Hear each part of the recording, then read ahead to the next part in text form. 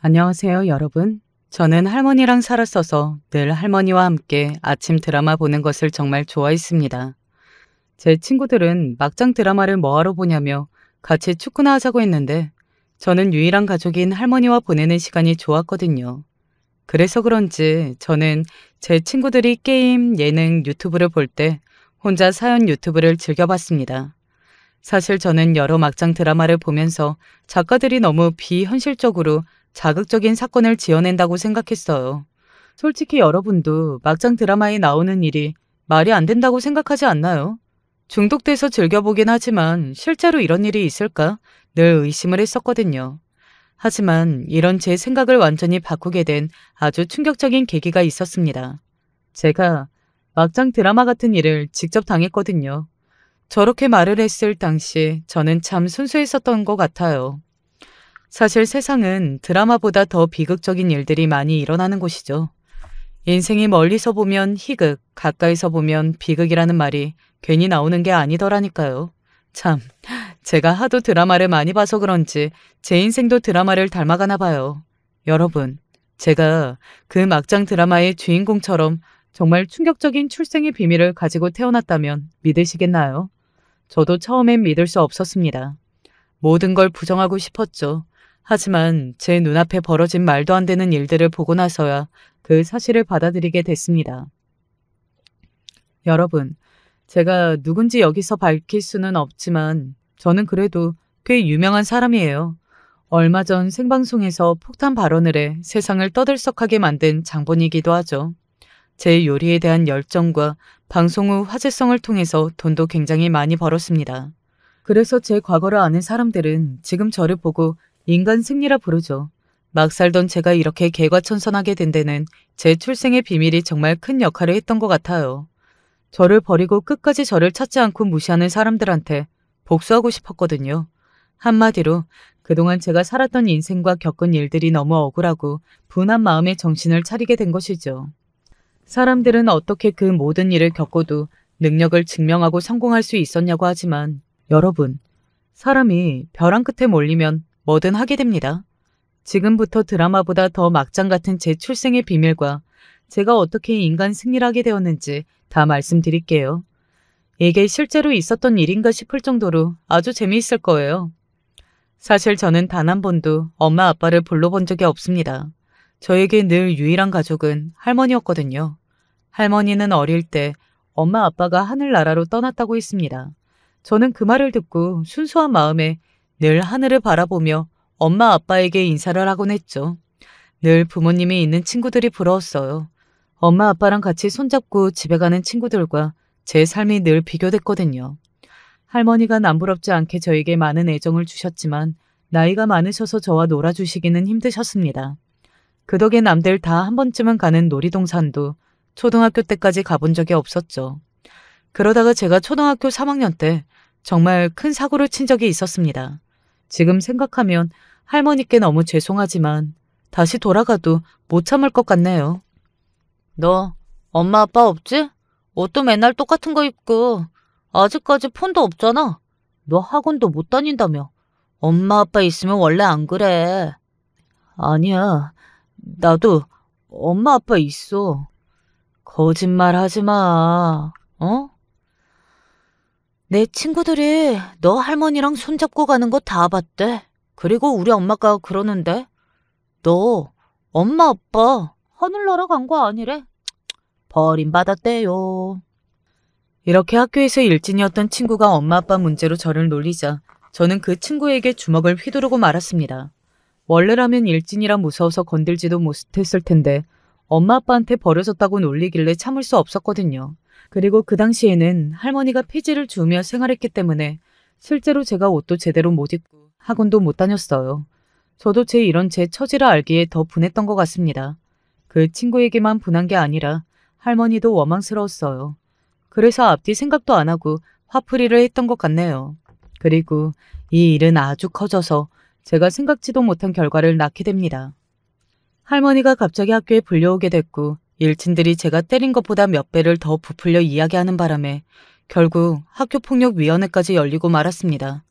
제가 예상했던 상황이 아니었기에 너무 당황스럽고 무서웠고 억울했어요. 그때 할머니가 정말 놀라서 학교에 오셨는데 저를 위해 하신 행동들이 너무 마음 아파서 아직도 기억이 나네요. 우리 손자 한 번만 봐주시면 안 될까요? 원래 착한 앤데 엄마 아빠가 없다는 말을 듣고 너무 마음이 아파서 그랬나 봐요. 제가 더 잘 키웠어야 하는데 죄송해요. 화 풀릴 때까지 무릎이라도 제가 꿇고 있겠습니다.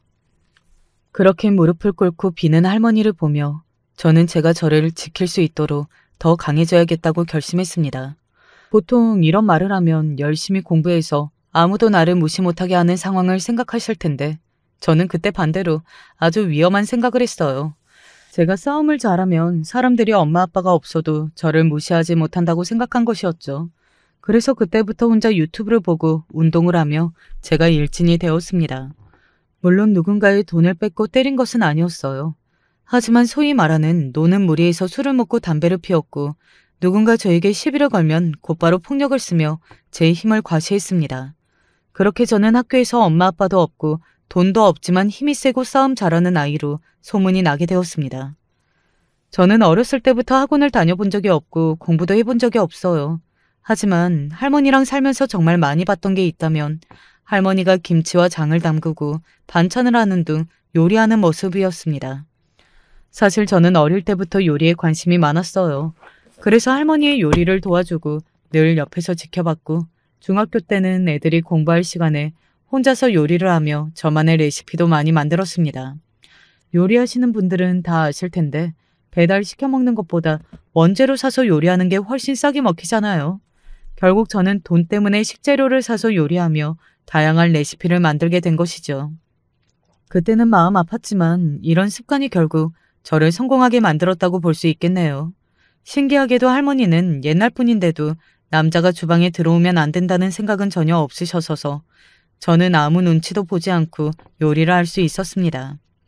지금 생각해보면 할머니 덕분에 공부 스트레스도 안 받고 돈이 없어서 좋은 옷 못 입고 학교 못 다니고 애들한테 논리 받은 거 빼면 나름 할머니와 즐겁게 지냈던 것 같아요.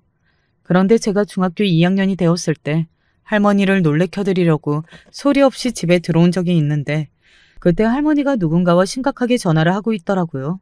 궁금해서 전화를 엿들었는데 그 내용이 정말 충격적이었습니다. 제가 본 이 장면이 제 학창시절의 모습을 완전히 바꿨다고 말할 수도 있겠네요. 걱정 마. 성현이 잘 자라고 있어. 예전부터 엄마랑 아빠가 사고로 하늘나라에 갔다고 얘기해둬서 그런 줄 알지 뭐. 걱정 마. 절대 안 들켜. 너도 엄마 역할 못했다고 너무 자책하지 마라. 믿었던 사람한테 배신당한 것도 억울한데 그놈 사이에서 태어난 아들 때문에 너 인생까지 발목 잡히면 안 되잖니. 넌 젊으니까 네 인생 살아야지. 잘 결정한 거야. 아휴, 우리 성현이만 불쌍해. 어쩌다가 늙은 할미랑 살게 되었는지. 심심하니까 맨날 요리나 하고 있더라. 참, 자기 아빠를 닮았는지 요리하고 음식 먹는 걸 그렇게 좋아하더라. 운동도 잘하는 것도 똑같다니까. 아무튼 내가 잘 키우고 있으니까 걱정 말어. 엄마, 정말 고마워요. 저 그 사람 있고 여기서 새롭게 시작할 거예요. 지금처럼 성현이 잘 키워주세요. 성인 되면 그때는 절 이해해 주겠죠? 만약 끝까지 원망하더라도 어쩌겠어요. 엄마가 아닌 저로 살겠다는 거 제가 선택한 거니까요. 엄마, 그런데 사실 오늘 전화한 건 성현이 소식 궁금해서가 아니에요. 부탁드리고 싶은 게 있는데 혹시 여윳돈 좀 있으세요? 2천만 있으면 돼요. 사업을 새로 시작할 건데 자금이 없어서요. 뭐? 2천? 아휴, 생각보다 액수가 크구나. 너가 꼭 필요하면 내가 어떻게든 마련할게. 일주일만 시간을 주렴. 이 내용을 듣자마자 정말 심장이 멎는 것 같았고 너무 충격을 받아 눈앞이 캄캄해졌습니다. 저는 그 충격에 무작정 산으로 올라가 울면서 소리를 질렀어요. 할머니가 전화하던 사람은 분명 제 친어머니였고 분명 아버지도 살아있다고 했어요. 모든 걸 알고 나니 전 머릿속이 정말 복잡했습니다.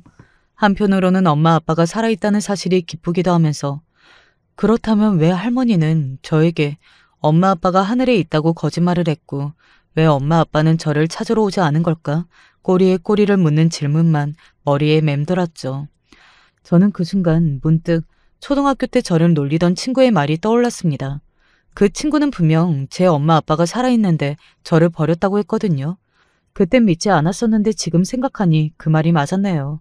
저는 당장이라도 할머니께 이 모든 사실을 여쭤보고 싶었지만 요즘 할머니가 건강이 안 좋으셔서 제가 알고 있다는 사실에 충격을 받을까봐 아무 말도 하지 않았습니다. 이후 제가 친부모님께 버림받았다고 생각하자 태어나지 말 걸 그랬다는 생각이 계속 들었어요. 아무것도 하기가 싫었습니다. 결국 이 대화를 엿들은 후로 저는 자주 학교를 빠졌습니다. 엄마 아빠까지 버린 놈이 뭘 할 수가 있나 생각이 들더군요. 그리고 그 시간에 공사장 일을 나갔습니다. 이건 그나마 남아있는 양심이었는데 2천만 원을 구하기 위해 여기저기 전화를 돌리며 돈을 빌리는 할머니 모습도 생각이 났고 또 제가 할 수 있는 게 요리랑 몸 쓰는 것밖에 없었으니까요. 저는 그렇게 공사판에서 번 돈을 늘 할머니한테 가져다 주었습니다. 할머니는 이 돈이 어디서 났냐고 물어보면서도 저에게 돈을 벌지 말란 말은 안 했어요. 그만큼 할머니 상황이 안 좋으셨겠죠. 그런데 이 사실을 몰랐던 삼촌이 어느 날 저에게 정말 경악스러운 말을 했습니다. 저를 인간 취급도 안 하더군요. 야, 너 또 학교 빠졌다며? 학교 빠지고 애들이랑 일진행세하면서 놀러 다니니까 좋냐? 그렇다고 네가 뭐 되는 줄 알아? 웃기고 있네. 너는 그냥 출생부터 글러먹었어. 뭘 해도 안 될 놈이라고. 너 때문에 그렇게 된 우리 누나가 불쌍해 죽겠는데 네가 뭔데 우리 엄마까지 괴롭혀? 여기에 얹혀 살면 고마운 줄 알아야지. 철없는 놈. 네 아빠 닮아서 아주 인생을 막 사는구나. 네 하고 싶은 대로 다 할 거면 이 집에서 나가. 나가서 그동안 키워준 돈 벌어서 내놓으라고. 어쩌다 노년에 이런 애랑 같이 살게 됐는지 우리 엄마가 불쌍하다. 여러분, 이 말이 당시 중2였던 제가 들은 말입니다. 정말 충격이 컸고 제 인생이 비참하게 느껴졌죠. 사실 전 그냥 태어난 죄밖에 없잖아요. 학교 잘 안 나간 거 솔직히 제 잘못 맞습니다. 하지만 이유가 있었어요. 그 당시에 사춘기가 왔는데 늘 친구들과 제 삶이 비교되는 것도 너무 싫었고 학교에서 고등학교 진학, 대학 얘기하고 진로도 얘기하는데 어차피 저는 돈 없어서 대학도 못 갈 거고 학원도 못 다닐 거니까 이미 출발선부터 친구들과 다르다는 생각이 들더군요. 그럴 바엔 다 포기하고 돈이나 벌자 그 생각이었습니다. 남들이 보면 그냥 막 산다고 하겠지만 나름 저만의 생각이 있었던 사춘기였던 것이죠. 난 다 글러먹었으니까 돈이나 벌자. 그렇게 모든 걸 포기하고 살던 와중에 저에게 희망이라는 것이 생기게 되었습니다. 물론 그 희망은 빠르게 꺼졌지만 나름 제 인생에서 처음 가져본 희망이었어요. 중3 때 빵집 차리는 게 꿈인 친한 친구가 있었는데 그 친구와 같이 청소년 요리 대회를 나가게 되었습니다. 사실 그 친구는 어릴 때부터 집에 돈이 많아서 여러 요리 학원을 다녔어요. 그에 비해 저는 할머니가 옆에서 하는 거 본 거랑 인터넷에 나와 있는 거 따라한 게 전부였으니까 좋은 결과는 생각도 안 했죠. 하지만 요리하는 그 시간이 좋아서 열심히 참여했습니다. 그리고 정말 예상치 못한 상황이 벌어졌습니다. 무려 그 친구와 제가 결승에 올라가게 되었고 제가 그렇게 오래 학원을 다니던 그 친구를 제치고 1등을 하게 된 것입니다. 저는 늘 공부도 꼴찌였기에 제 인생에서 처음 해본 1등이었어요. 상금으로 100만 원도 받게 되었습니다. 너무 기뻤고 저도 기회가 된다면 요리로 대학에 진학하고 싶었어요. 지금부터 돈을 모아서 열심히 학비를 마련해야겠다는 생각도 들었습니다. 제가 대회에 나가서 상 탄 걸 할머니에게 보여주자 정말 좋아하셨어요. 태어나서 처음으로 내가 누군가를 웃게 해줄 수 있는 쓸모있는 사람이라는 생각이 들었습니다. 이후 저는 요리하는 TV 프로그램은 꼭 챙겨보고 궁금한 요리는 전부 따라하며 요리 열정을 불태웠습니다. 그 당시에 제가 엄청 좋아하던 배우가 있었어요. 저한테는 아빠뻘인 굉장히 유명한 배우였는데 그분도 요리를 좋아해서 연예인들 요리 프로그램에 늘 빠짐없이 나왔었습니다. 저는 그 사람을 닮고 싶어 어느 날 할머니에게 그 프로그램을 보여주며 이 배우가 만든 요리를 따라하고 있다고 나도 이 배우처럼 요리를 잘하고 싶다고 말씀드렸는데 할머니 반응이 심상치 않더군요. 제가 영상을 보여드리자마자 주저앉으시면서 말을 더듬었습니다. 할머니, 괜찮으세요? 저 잡고 일어나세요. 아니, 뭐 때문에 이렇게 놀란 거야? 놀랄 것도 없었는데. 아무것도 아니야. 나이를 먹어서 다리가 풀린 모양이야. 근데 너가 예전부터 닮고 싶다고 말한 연예인이 진짜 저 사람이니? 아이고, 너는 왜 요리를 좋아해서 일을 이렇게 만드는지. 왜 하필 요리를.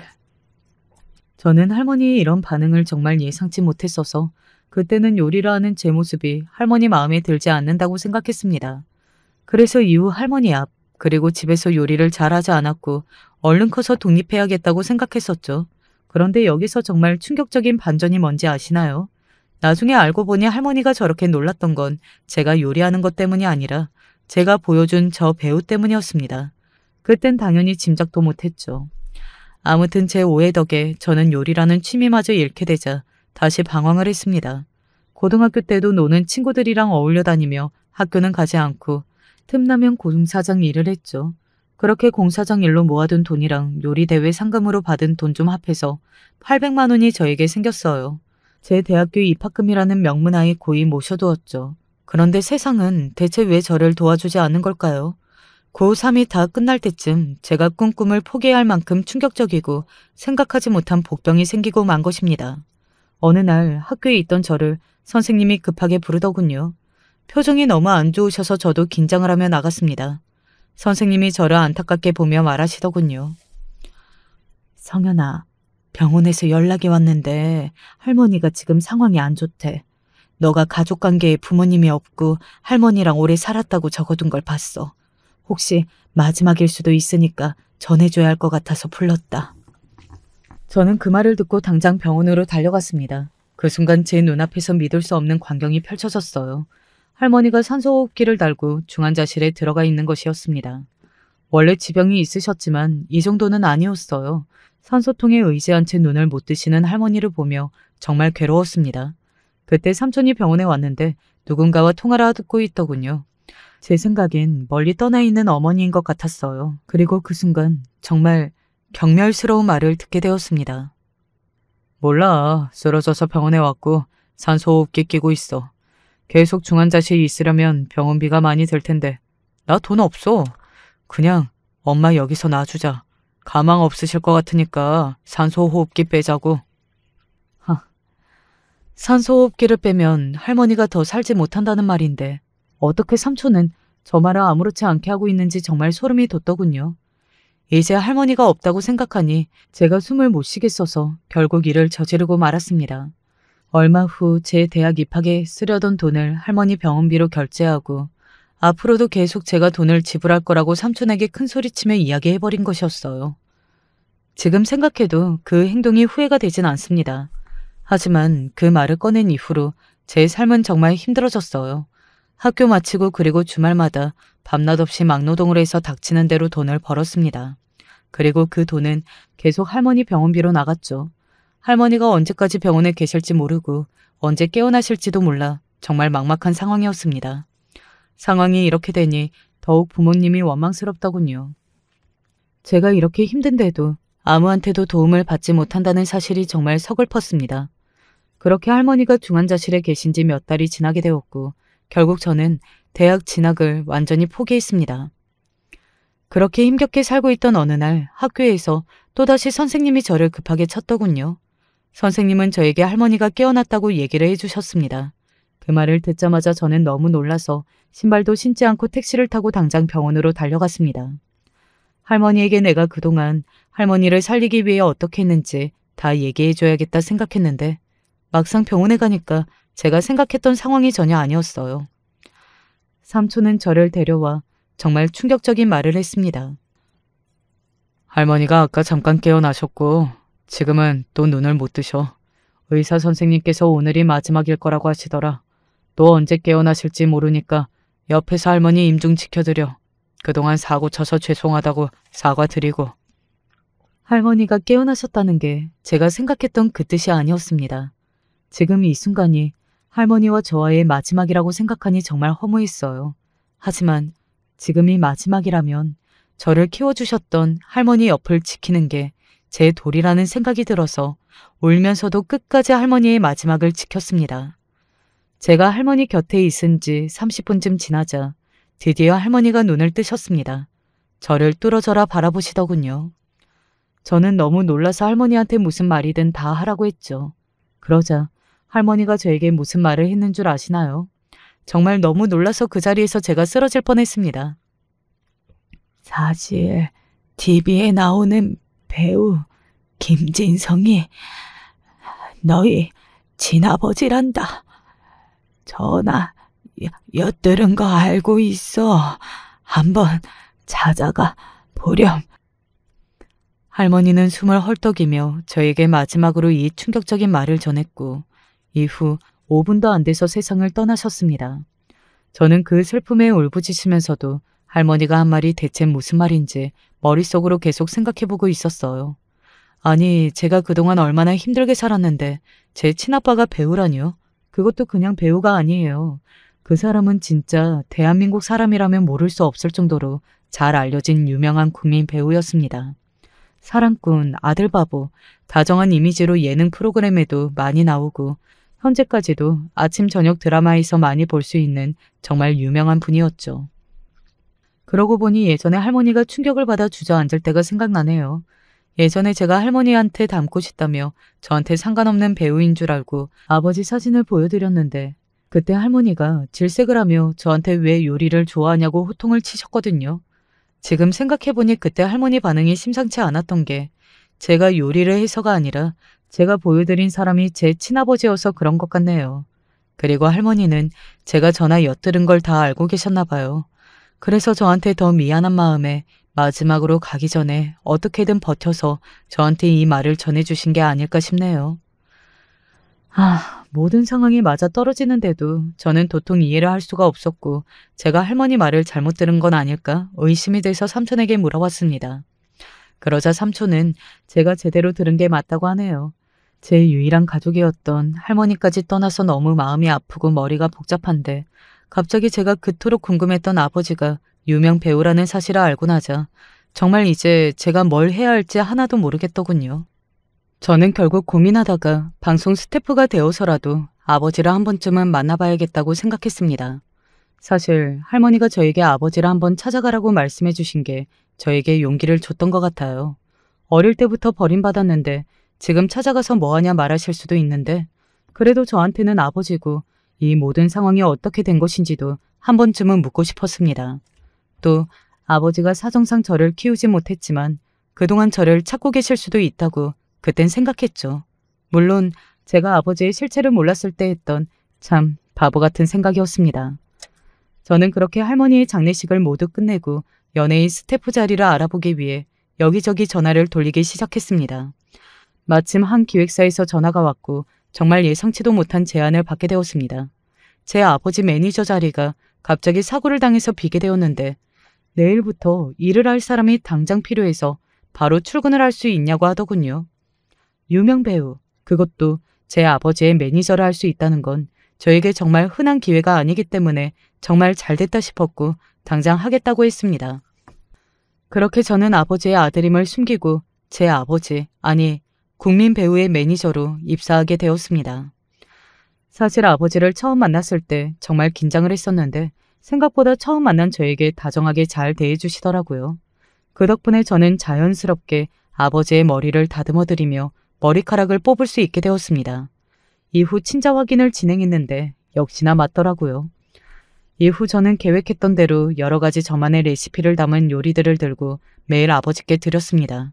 일부러 아버지를 관심을 받아 친해져서 여러 질문을 하기 위해서였죠. 요리를 너무 잘해. 내 아들도 나랑 주말마다 요리하는데 나이대도 비슷하겠소.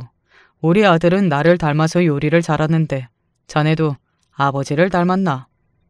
저는 아버지가 없습니다. 다른 여자랑 바람나서 저희 어머니랑 저를 버리고 잠수 타셨대요. 물론 요리 실력은 아버지나 어머니를 닮았겠죠. 근데 저는 그런 사람을 아버지라고 부활하기도 부끄럽습니다. 제가 일부러 아버지의 양심의 가책을 느끼도록 말하자 아버지는 화장실을 가겠다며 나가버리더군요. 이후로는 저에게 일부러 사적인 질문을 잘 하지 않으셨던 것 같네요. 그리고 드디어 제가 매니저 일을 그만두는 마지막 날이었습니다. 그때 아버지가 제가 예상하지 못했던 질문들을 하더군요. 저도 그에 맞춰 아버지가 생각지도 못한 폭탄 발언을 쏟아냈습니다. 근데 젊은 청년이 요리를 그렇게 좋아하는데 왜 처음부터 요리 안 하고 매니저 일을 하게 됐어? 일 그만두고 이제 요리하려고? 원래 대학교 가려고 돈을 모아뒀는데 그 돈을 다 할머니 병원비로 썼어요. 지금은 할머니가 안 계시지만 그래도 당장 요리는 못할 것 같네요. 보시다시피 먹고 살기 바쁜 사람이라서. 젊은 청년이 참 안타깝네. 일도 잘하는데 이렇게 빨리 헤어지게 돼서 너무 아쉬워. 언제 한번 놀러 오면 밥이라도 사줄게. 저랑 너무 빨리 헤어졌다는 건 아시네요. 그런데 어쩌죠? 아마 저랑 평생 헤어지기는 어려우실 거예요. 그럴 수 있는 관계가 아니거든요. 할머니가 임종 직전에 저에게 정말 충격적인 말을 하셨어요. 드라마에 나오는 출생의 비밀? 그런 게 실제로는 없을 줄 알았는데 진짜 있는 일이더라고요. 한번 보실래요? 제 부모님 중 한 명이 이 사람이라는데 아마 잘 아실 것 같거든요. 뭐야, 이 사람이 정말 너를 낳아준 어머니가 맞니? 그렇다면 우리가 너무 빨리 헤어졌고 평생 헤어지기 어려울 거라는 말이 설마 너가 네, 맞습니다.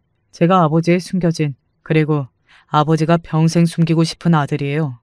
저도 한 번쯤은 아버지와 같이 도란도란 얘기도 하고 요리도 하고 음식도 먹고 그렇게 평범한 일상을 보내고 싶었는데 매니저 일 통해서 다 해보네요. 이런 날이 있을 줄은 몰랐어요. 정말 당황스럽구나. 이렇게 나타날 줄은 꿈에도 몰랐어. 일단 목소리를 낮추자. 누가 들으면 큰일 나거든. 정말 미안하지만 나한테는 잘 알려진 가족도 있고 내가 유명한 배우인 만큼 사람들이 알면 절대 안 되기 때문에 앞으로는 이렇게 불쑥 내 앞에 나타나지 않았으면 한다.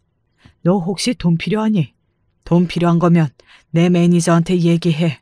내가 줄 수 있는 정도의 금액이면 바로 보낼 테니 내 폰으로 계좌 찍어놓고. 아버지는 이 말을 남기고 방을 나가셨습니다. 이후 오늘 예정되어 있던 토크쇼에 들어가셨는데 정말 집중하지 못하고 계속해서 화장실을 가시더군요. 제 말이 타격이 컸나 봅니다. 사실 제가 아들인 걸 밝히면 어떤 반응을 보일까 그동안 수백 번 상상했습니다. 저는 적어도 저에게 정말 미안하다는 말, 이렇게 잘 자라줘서 고맙다는 말은 하실 줄 알았어요. 하지만 제 기대가 너무 컸던 것일까요? 아버지가 저에게 한 말은 돈 필요하면 줄 테니 계좌 찍고 앞으로 나타나지 마. 이 한마디였습니다. 정말 저를 뭘로 봤다면 이런 말을 할 수 있을까요? 제가 아버지를 만난 건 돈을 뜯어 제 팔자를 고치려던 것이 아니었습니다. 여러분 아무리 생각해도 이 반응은 너무하지 않나요? 저를 버리고 간 매정한 사람이라는 것은 알았지만 TV 속에서의 이미지가 너무 좋았어서 그런지 저는 아버지가 지금이라도 다정하게 저를 걱정해주고 아버지의 역할을 하기 위해 가끔씩 저를 만나는 그런 화목한 부자관계를 생각했던 것 같습니다.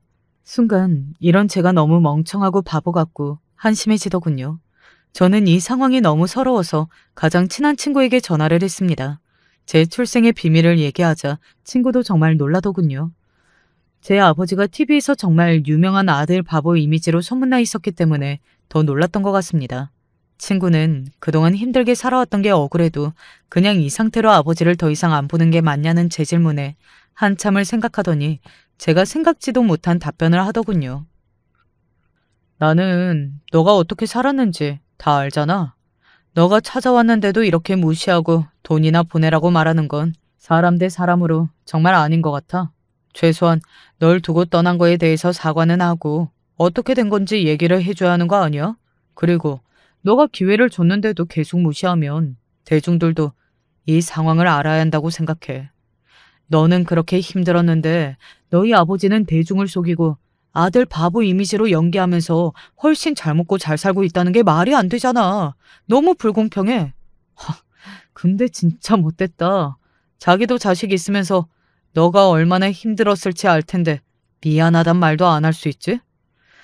나 같으면 대학 학비랑 결혼 비용이랑 중고등학교 때 돈 없어서 알바했던 거 전부 계산해서 그 사람한테 청구할 거야. 너도 돈 준다면 꼭 받아.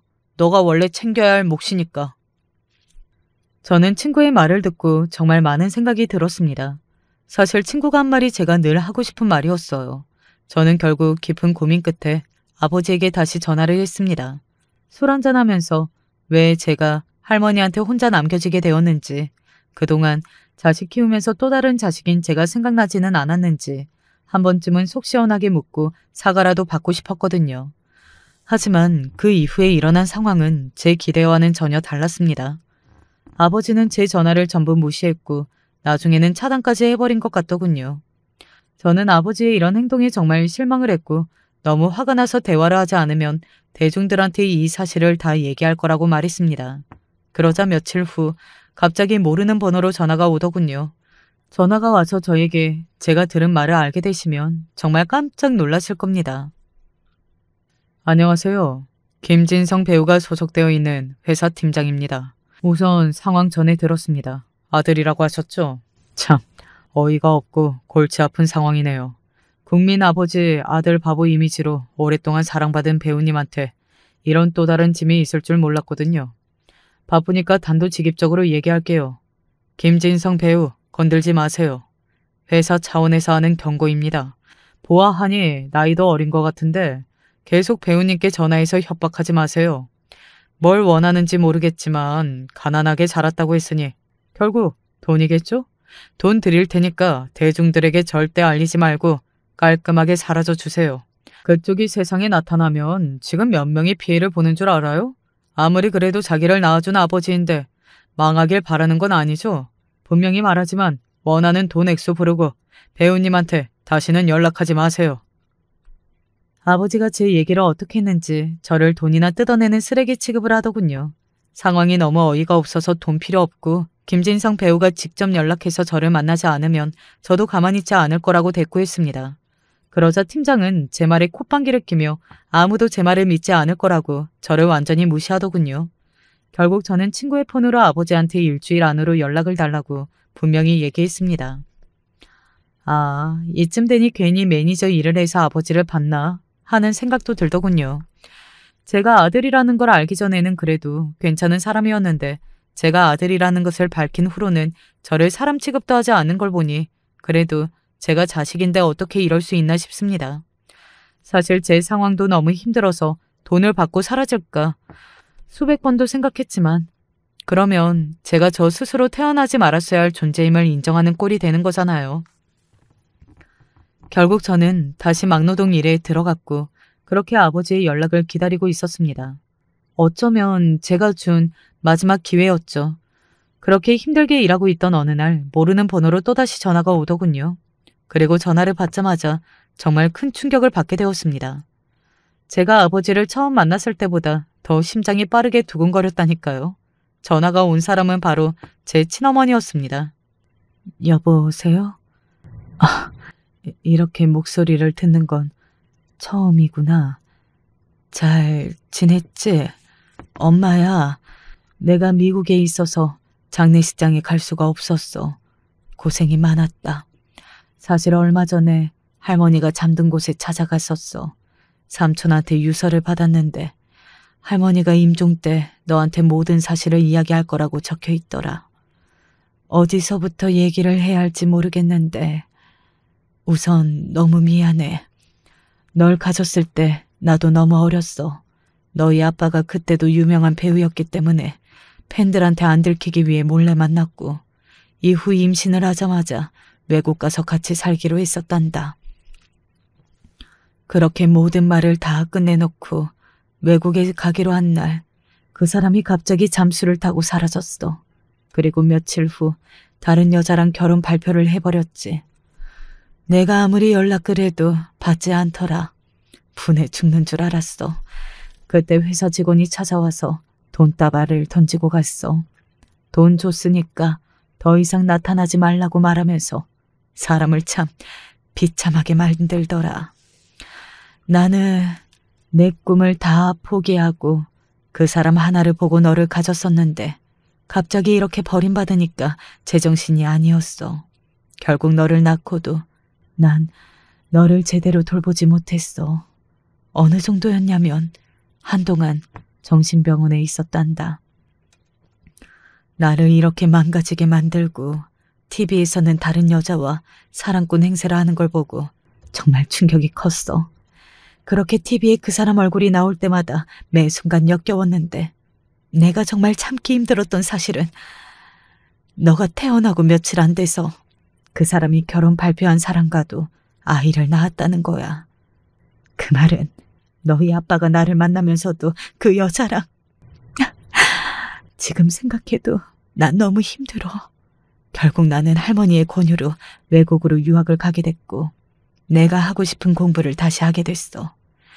사실 내가 그때 외국으로 가지 않고 너를 돌봤다면 정말 미안하지만 난 이미 이 세상에 없었을 거야. 너한테는 다시 한번 정말 미안하다. 낳아놓고 책임도 못 지고 평생 너한테 속죄하는 마음으로 살게. 사실 얼마 전에 큰 프로젝트를 따서 이제야 좀 넉넉하게 돈이 생길 것 같아. 그동안 너랑 엄마랑 힘들게 사는 거 알면서도 나 먹고 살기 바빠서 한 번도 챙겨주지 못했는데 지금이라도 너가 원하는 거 다 하게 해주고 싶어. 정말 태어나서 처음 들은 제 친어머니의 목소리였습니다. 어머니는 말을 계속 더듬었고 중간중간 우시는 것 같았는데 다른 건 모르겠지만 정말 진심이 담겨 있었습니다. 최소한 아버지와 달리 저에 대한 미안함이 있더군요. 어머니가 저를 임신한 나이는 20살이었다고 합니다. 지금 제 나이죠. 어머니가 왜 저를 버릴 수밖에 없었는지 혼자서 얼마나 막막하고 두려웠을지 어느 정도 이해가 가더군요. 저를 버리고 한 번도 찾지 않은 건 제 입장에서 평생 용서할 수 없는 상처지만 그래도 한 사람, 한 여자로서 어머니의 인생을 생각해보니 정말 비극적이었습니다. 아버지가 어머니를 만나면서 바람을 피고 있었고 다른 사람과도 아이를 가진 상태였다는 것도 정말 충격적이었어요. 매니저 일을 하면서 아들이 저랑 비슷한 나이대라는 것은 들었지만 정말 생일도 얼마 차이 안 날 정도로 동갑인 건 처음 알았거든요. 저는 어머니에게 자초지종을 듣고 나서 아버지에 대한 원망과 분노가 훨씬 심해졌습니다. 저한테 한 것처럼 그때도 사과 한마디 없이 자기 잘못을 회피하려 했다는 게 제 아버지지만 참 한심하게 느껴졌습니다. 결국 아버지는 가난했던 어머니가 배우 일에 도움이 되지 않는다고 생각했기 때문에 어머니를 버리고 자기 잘못을 어떻게든 돈으로 해결하려 했던 것입니다. 저는 아버지한테 저한테는 그 방식이 절대 안 된다는 걸 보여주고 싶었습니다. 알다시피 요즘은 온라인으로도 모든 걸 알 수 있는 시대잖아요. 특히 아버지처럼 유명한 사람들에게는 온라인상에서 도는 소문이 굉장히 타격이 크죠. 사실 사과만 했더라도 제가 이렇게 화가 나진 않았을 텐데 아버지는 시간이 지나서도 저한테 끝까지 연락을 하지 않았습니다. 그 와중에도 돈 500만 원은 보냈더라고요. 돈 받고 꺼지라는 소리 같은데 그럴 거면 차라리 더 주던가. 500만 원으로 엄마 아빠에게 버림받고 힘들었던 제 20년 세월을 퉁치자는 게 말이 됩니까? 저는 결국 아버지에게 제일 타격이 클 만한 복수를 결심했습니다. 먼저 저랑 같은 나이인 제 이복 형제의 SNS를 찾아봤어요. 유튜브랑 카카오 스토리, 인스타 모두 활발하게 하던데 정말 들어가자마자 어이없어서 소리를 질렀습니다. 제가 본 게 뭔 줄 아시나요? 아버지가 저한테 돈 줄 테니 꺼지라고 말했던 그날 이 아들과 함께 요리를 하는 콘텐츠를 찍었더라고요. 심지어 세상에서 가장 따뜻하고 인정 많고 아들을 사랑하는 우리 아빠가 제목이었습니다. 아버지의 이중적인 모습을 아는 저로서는 너무 역겨웠죠. 정말 어이가 없는 건 제가 쳐다도 보지 못했던 최고급 아파트에 살고 명품 사진도 정말 많았고 늘 가족끼리 행복한 시간을 보내는 모습을 꾸준히 유튜브로 올리고 있었다는 것입니다. 왜 아버지는 같은데 살아온 삶은 이렇게 다른 건지 너무 억울했어요. 그리고 보다 보니 저와 이복 형제에게 비슷한 점도 있었습니다. 요리하는 것을 정말 좋아하더라고요. 이미 떠오르고 있는 요리사로 각종 TV 프로그램에서도 아버지와 같이 출연을 한 적이 있었습니다. 보아하니 아버지가 일부러 아들을 띄워주려고 여러 프로그램에 데리고 간 것 같았어요. 제 이복 형제의 유튜브 영상을 여러 개 살펴볼수록 제 인생이 비참해지고 비교가 되더라고요. 어쩌면 저 자리가 내 자리가 아니었을까? 왜 같은 아들인데 이렇게 다른 대우를 하나 온갖 생각이 들었습니다. 그러던 중 제 눈에 띄는 영상을 하나 발견했습니다. 바로 요리 경영 프로그램에 출연하기 위해 예선을 준비하고 있는 모습이었어요. 그 순간 저는 아버지에게 복수를 할 수 있는 아주 짜릿한 방법이 떠올랐습니다. 사실 이 방법을 생각하면서도 정말 제가 원하는 그림이 그려질까 걱정했었는데 정말 다행히도 제가 원하는 그대로 되었더라고요. 제 친구는 저보고 너무 통쾌하다던데 지금부터 제가 어떻게 복수를 했는지 말씀드릴게요. 안녕하세요, 여러분. 오늘 신세대 요리 결승전. 마침 나이가 같은 두 분이 남았는데요. 김진성 배우가 결과 발표하겠습니다. 사실 두 분 중 한 명이 김진성 배우님의 아드님이라고 들었어요. 물론 가족이니까 아들이 이기면 좋겠다는 마음이 있겠지만 종이에 적혀져 있는 우승자의 이름을 발표해 주시기 바라겠습니다. 과연 우승자는 김성영 군입니다. 네, 김성영 군 축하드립니다. 김진성 씨 괜찮으세요? 저희가 요리를 잘하는 아들 사랑이 깊은 배우님을 마지막화 게스트로 모셨는데 배우님이 요즘 다양한 프로그램에 출연하시더니 너무 무리를 하신 모양이네요. 그러게요. 제 아들이 1등을 하지 못해서 아쉽지만 저는 김성현 청년의 미래도 정말 진심으로 응원합니다. 여기 대본에 우승자는 저랑 같이 요리 여행을 떠날 수 있는 시간을 가진다라고 되어 있던데 제가 정말 김성현 군과 같이 가는 건가요? 네, 맞습니다. 김성현 군, 김진성 배우님과 함께 요리 여행을 가면 아버지와 같이 가는 것처럼 정말 즐겁겠네요. 그쵸?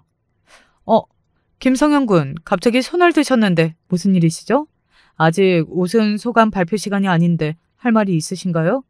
그렇다면 제가 마이크 넘겨드릴게요.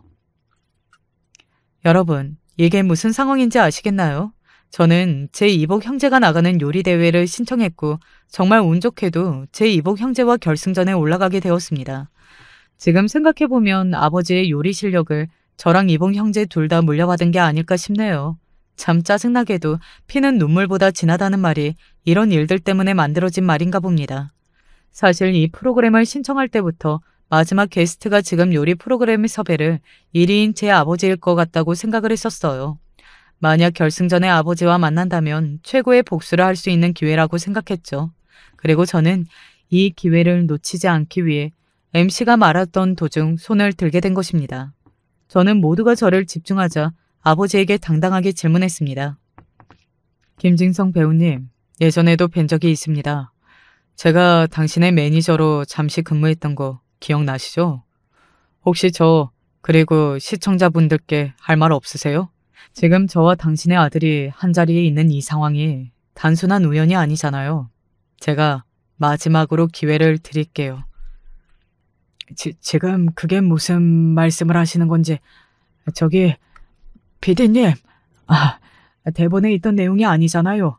이렇게 즉흥적인 상황이 많으면 방송 어떻게 합니까? 저는 못합니다. 방송 종료해 주세요. 아버지는 제 질문에 역시나 어떻게든 이 상황을 빠져나가려고 했고 저는 아버지가 더 이상 회피하지 못하도록 결국 포탄을 던지고야 말았습니다. 김진성 배우님, 제 어머니를 버렸을 때랑 제가 찾아왔을 때 저를 무시했을 때처럼 또 회피하시려고요? 더 이상은 안 됩니다. 당신을 국민 배우, 아들 바보, 다정한 아버지로 알고 있는 국민들을 더 이상 속이지 마세요.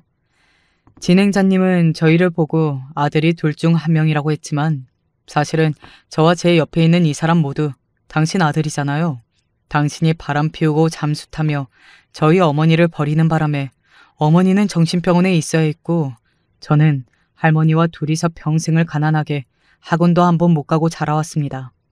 저는 처음부터 여기서 이렇게 밝힐 생각이 없었는데 당신이 제 전화를 다 무시하고 회사 직원을 통해서 돈을 줄 테니 절대 나타나지 말라고 저를 협박하셨잖아요. 그 흔한 사과 한마디 없으셨잖아요. 여러분, 이 말은 다 사실이 아니에요. 저희가 저를 무너뜨리려고 헛소문을 퍼뜨리는 거니까요. 당장 방송 종료해요. 출연료 안 받을 테니까 얼른요. 김진성 배우님, 방송을 떠나서 이게 사실인가요?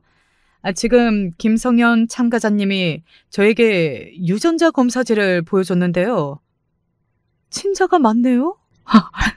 여러분, 생방송이 정말 예상치 못한 상황이 많이 일어납니다. 저도 이런 상황은 처음이지만 때로는 아침 드라마보다 더 막장일 수도 있고요. 김진성 배우님의 요리 실력과 그 실력을 물려받은 두 아드님, 정말 대단하다고 생각이 듭니다. 화목한 가정은 아니지만 어쨌든 이렇게 피를 나눈 부자 관계에 있는 아들이 긴 세월을 돌아 지금 이 자리에서 처음으로 뭉치게 되었어요. 저희 요리 프로그램이 가족 상봉 프로그램은 아닌데 참. 그럼 앞으로 세 분 서로의 관계를 알게 되신 만큼 모두 행복하시고 또 요리 인생도 승승장구하시길 바라겠습니다. 이만 마치겠습니다. 그렇게 진행자는 예상치 못한 상황에 즉흥으로 억지로 감동 만들어내며 겨우 상황을 수습하며 방송은 종료되었습니다. 이후 옆에 있던 스태프들은 정말 당황한 표정이었고 제 아버지가 들으라고 욕을 하는 분들도 있었습니다. 생방송이라 실시간으로 올라오는 댓글도 아주 살벌하더군요. 와, 그럼 한 번에 두 여자를 만나고 두 명을 임신시킨 거야? 인간 쓰레기네 진짜. 그러고 TV에 나와선 아들을 그렇게 사랑하는 척하고 나머지 한 아들은 나 몰라라 평생 보지도 않았던 거고? 참나, 드라마 주인공 하더니 자기 인생을 막장 드라마로 만들어버렸네 아주. 다 필요 없이 TV 나오지 마세요. 역겨워서 채널 돌릴 테니까. 이렇게 사람들이 모두 아버지의 이중적인 모습에 실망했다며 제 편을 들어주었습니다. 그리고 이 외에도 아무것도 몰랐던 제 이복 형제가 불쌍하다는 댓글. 오히려 이복 형제는 누릴 거 다 누렸지만 그동안 숨어서 힘들게 산 제가 불쌍하다고 얼마나 말이 안 통했으면 여기에서 이걸 밝히냐는 댓글 등등이 있었습니다. 사실 제 이복 형제는 유명 요리 프로그램에 나와 열심히 한 지밖에 없는데 아버지 때문에 이런 구설수에 오르내리게 해서 정말 미안한 마음도 들었어요. 하지만 여러분, 저도 아버지 잘못 만나서 아무 죄가 없는데도 이때까지 그 고생을 하면서 살아왔어요. 저도 참을 만큼 참았습니다. 제 아버지는 이 상황까지 왔는데도 저에게 사과를 하지 않았고 스태프들의 욕을 들으며 빠르게 스튜디오를 나갔습니다. 그리고 저는 정말 예상치 못한 사람에게 진심 어린 사과를 받게 되었습니다. 김성현 씨, 미안해요. 정말 몰랐어요. 제 아버지가 잘못한 일이지만 저라도 이렇게 사과드릴게요. 다행히 제 이복 형제는 아버지처럼 책임을 회피하는 사람은 아니더군요. 더 미안했습니다. 사실 제가 이 사실을 밝힌 후 저는 제가 절대 요리사로 활동할 수 없을 것이라고 생각했어요. 하지만 세상은 정말 모를 일이더군요. 오히려 제가 요리를 배운 적 없이 독학으로 프로그램에 1등한 성실한 청년의 이미지로 떠올랐고 유명 배우의 아들로 화제성까지 잡아 여러 방송사에서 저를 섭외하기 시작했습니다. 저는 저를 찾아주는 사람이 있다는 사실이 너무 감사했고 중학교 때부터 제가 개발했던 여러 요리 레시피들을 방송에서 공개하기 시작했습니다. 물론 아버지에 관한 질문도 많이 받았지만 사실 제 이복 형제가 저에게 사과를 하면서 아버지 언급을 최소화해달라고 했기 때문에 그 말을 지키기 위해 최대한 제 요리에 대한 답변만 열심히 했습니다. 그렇게 여러 방송을 나가며 제가 예전에는 생각지도 못한 날들을 보내고 있는데 어느 날 정말 깜짝 놀랄 만한 전화가 왔습니다.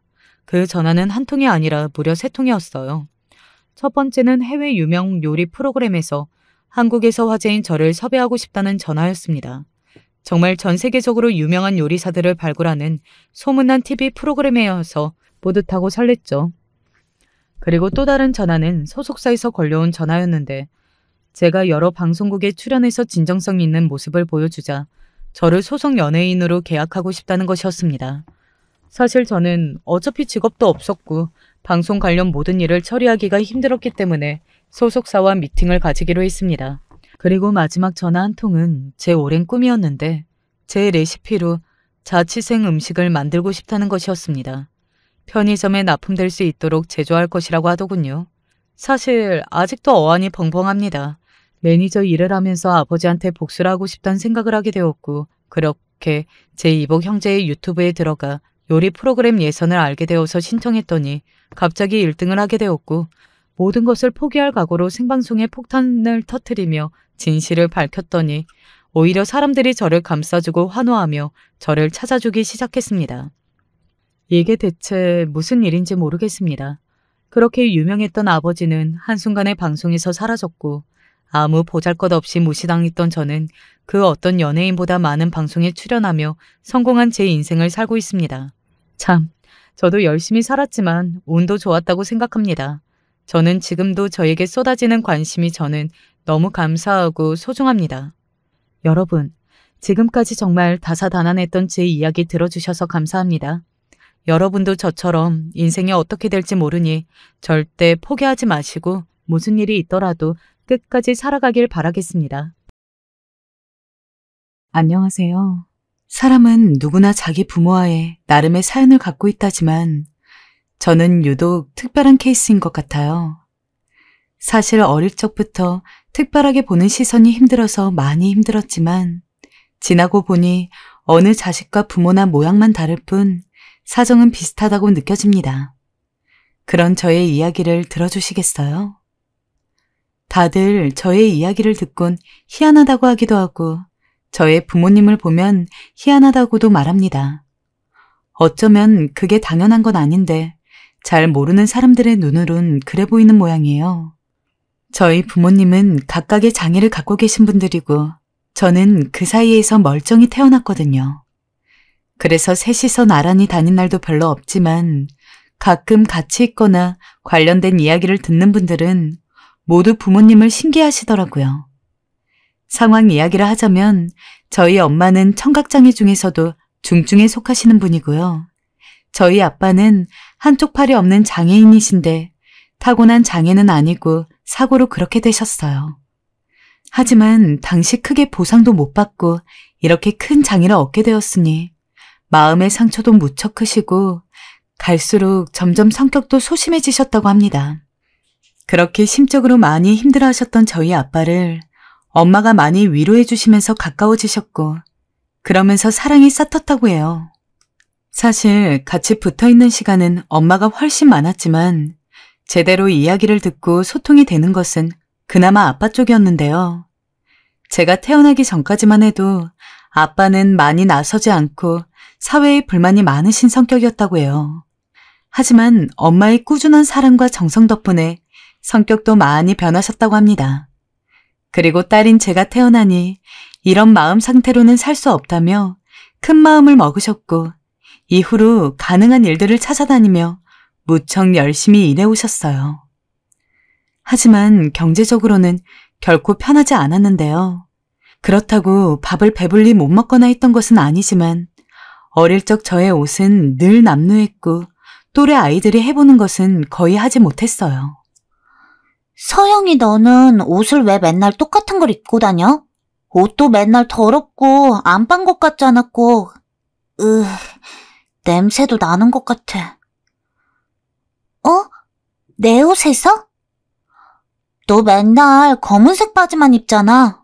너희 엄마가 옷 안 챙겨줘? 아니, 그런 게 아닌데. 그럼 새 옷 사달라고 해.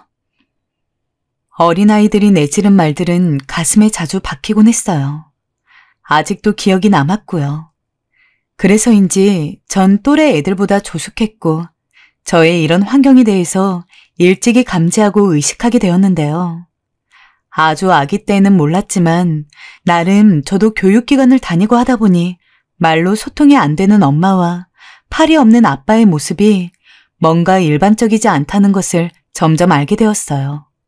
제가 학교에 들어갔을 무렵 크게 상처가 되었던 사건이 하나 있었는데 당시 너무나 수치스러워서 매일을 엄마 아빠 모르게 울었던 것 같아요. 초등학교 2학년 때였어요. 제가 초등학교 2학년 때 만났던 담임 선생님은 1학년 때 선생님에 비해 매우 깐깐하고 날카로운 말투를 가지신 분이었어요. 그래서 애들도 조금은 무서워하는 분위기였고 저도 그다지 편치 않아서 눈치를 많이 봤었어요. 그러던 어느 날 제가 준비물을 입고 가서 엄마가 그날 학교로 가져다 주러 오셨을 때 사건이 일어나고 말았는데요. 우리 반 뒤쪽에 서서 자꾸 두리번거리면서 저를 찾고 있던 엄마를 선생님이 먼저 발견하셨던 모양이에요. 누구 어머님이신가요?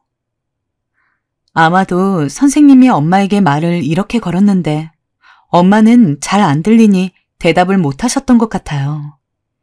제가 그 무렵 상황을 눈치채고 돌아봤던 것 같은데 교실 뒷문 쪽에서 선생님이 우리 엄마를 말을 걸고 있는 게 보였어요. 대답을 안 하고 멀뚱멀뚱 쳐다보면서 잘 안 들리는 소리를 듣기 위해 얼굴을 찡그리는 저희 엄마를 선생님은 무척 답답하게 느꼈나 봅니다. 당연히 그럴 수도 있겠지만 직후 선생님이 했던 말은 제 마음에 칼날처럼 박히고 말았습니다. 어머니, 질문을 했으면 대답을 하셔야죠. 뭘 멀뚱멀뚱 보기만 하시는 거예요? 참나. 아무리 그래도 선생님네 반아이의 엄마일 텐데. 당시 선생님의 반응이 너무 날카롭고 사나워서 잊혀지지가 않아요.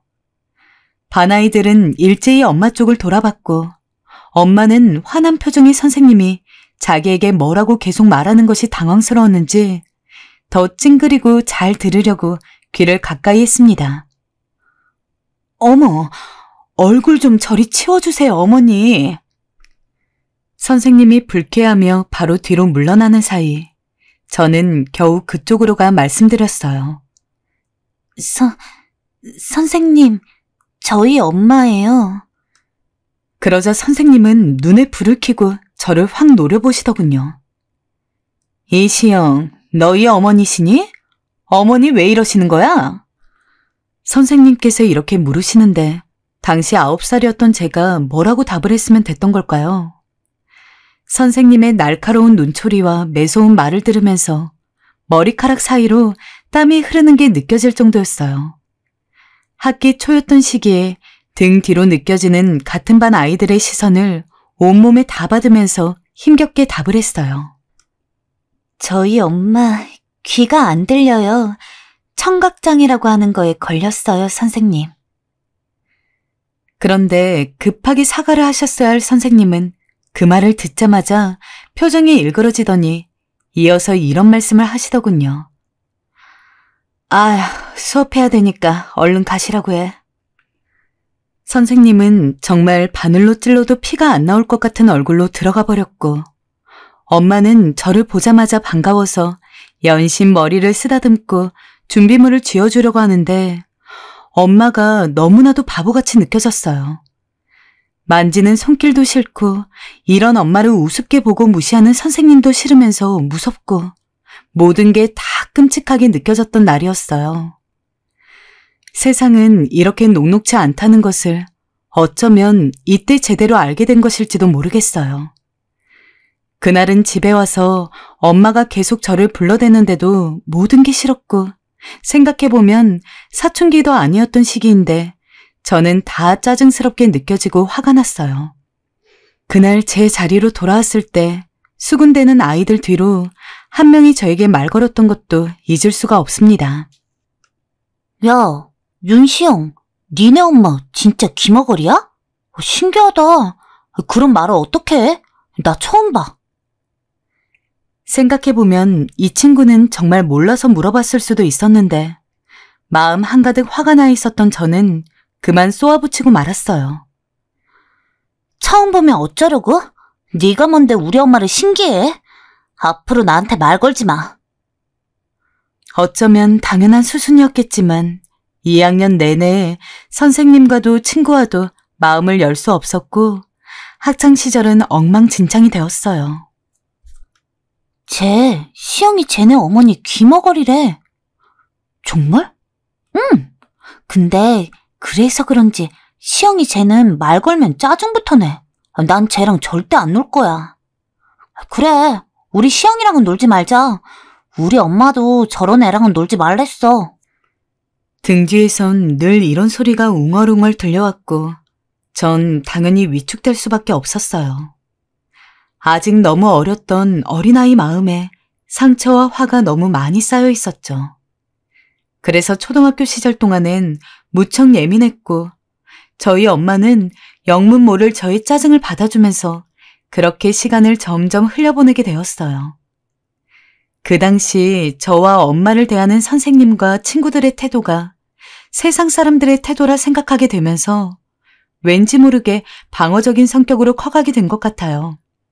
아빠는 그 무렵 아주 바쁘게 일하고 돈이 될 만한 것은 다 하러 돌아다니시느라 저와 마주할 시간도 별로 없으셨기에 이런 저의 마음을 해결해 주시지도 못했어요. 그렇게 저는 늘 답답한 상태의 엄마만 붙어 있다시피 할 수밖에 없었죠. 그러면서 저도 점점 머리가 커가고 중학교를 지나 고등학교를 가면서 같은 학교에 장애가 있는 친구를 한둘 겪다 보니 저도 모르게 무뎌지게 되더군요. 남들은 사춘기 한번 반란을 일으킨다지만 저는 저희 부모님의 상태를 감지하는 순간부터 감정의 변화가 엄청나게 왔고 아주 한참이 지나서 그것을 겨우겨우 받아들이게 되었어요.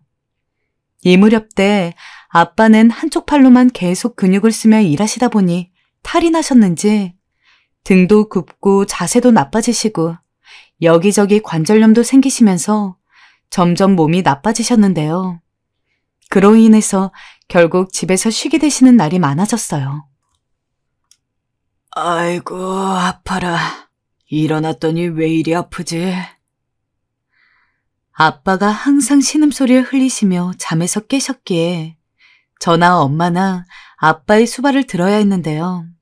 그러다 보니 제가 하고 싶은 게 있다고 해도 도저히 집에 손을 벌릴 수 있는 형편이 아니었고 어려워도 너무 어려우니 그저 상황을 결국 납득할 수밖에 없었던 것 같아요. 다행히 고등학교에 갔을 때에는 좋은 선생님을 만나서 제 장점을 격려받기도 하고 어느 정도 진로를 잡아주셔서 무척 힘을 얻으면서 공부를 할 수 있었어요. 그러던 어느 날 선생님께서 제게 이런 말씀을 해주시더군요. 사실은 시영아, 선생님도 아버지가 다리가 아파 평생 휠체어를 타셔야 하는 분이었어. 지금은 돌아가셨지만 선생님은 아버지에게 좀 더 따뜻하게 대해드리지 못한 게 정말 후회돼. 그래서 선생님은 시영이 네가 조금이라도 부모님께 잘 해드리면 좋겠어. 아마 그러면 부모님께서도 정말 좋아하실 거야. 선생님의 말을 듣다 보니 왜였을까요? 갑자기 저도 모르게 눈물이 나더라고요. 그날 선생님의 품에서 엉엉 울면서 자연스레 한 인간으로서 엄마의 삶이 얼마나 힘든지 눈에 들어왔고 그 후론 저도 수어를 조금씩 배우게 되었는데요. 수어를 배우는 건 어렵긴 했지만 엄마와 다른 방법으로 대화가 통하게 되니까 신기하더라고요. 예전보다 엄마와 의사소통도 편해졌고요. 한편으로는 고등학생이란 나이가 되도록 내가 조금 더 엄마에게 노력하지 않았음을 깨닫고 미안하기도 했습니다. 하지만 엄마는 저에게 늘 이렇게 말씀하시곤 했어요. 고마워, 시영아. 엄마 때문에 수어 배워줘서. 그 후 저는 어렵게 대학에 진학했고 정말 밤낮 없이 아르바이트를 하면서 돈을 모았어요. 학교를 졸업하고 작지 않은 회사에 취업하게 되었고 이때 초반에 1년이 얼마나 행복했는지 몰라요.